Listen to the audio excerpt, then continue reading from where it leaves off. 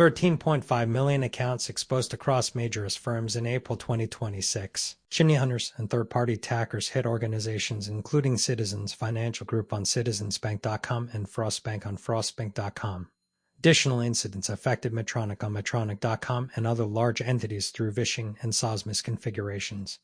The pattern shows repeated exposure of customer and employee data without touching core systems. MHeducation at mheducation.com scored 82%, rated good.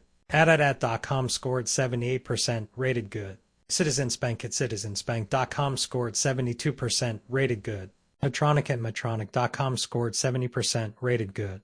April 2026 attack overview. April continued. A steady wave of social engineering and vendor-based intrusions rather than zero-day exploits. Attackers used phishing against the Okta credentials and overly permissive SaaS setups to reach customer records. Millions of names, addresses, and limited personal details surfaced, prompting lawsuits even when payment data stayed untouched. Third-party vendor incidents. A single BO contractor breach hit both Citizens Financial Group and Frostbank on the same day, mixing phishing with privilege escalation.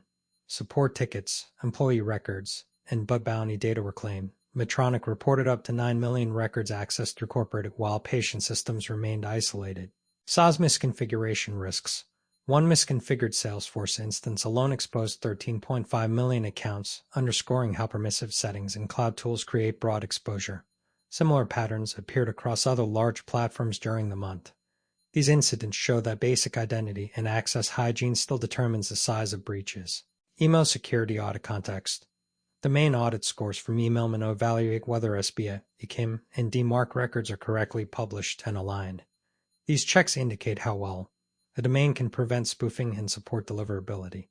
The scores do not measure endpoint security, SaaS configuration, or third-party vendor controls that featured in the April incidents. Ongoing 2026 pressure. April was not an outlier. Organizations across sectors faced consistent attempts via social engineering and supply chain weaknesses throughout the year. Reviewing public breach reports alongside independent domain audits helps surface where email authentication gaps may still exist. This video uses publicly available information and independent public domain audit data, not legal advice. Drop a company or domain in the comments and we will scan it next on Email Minnow.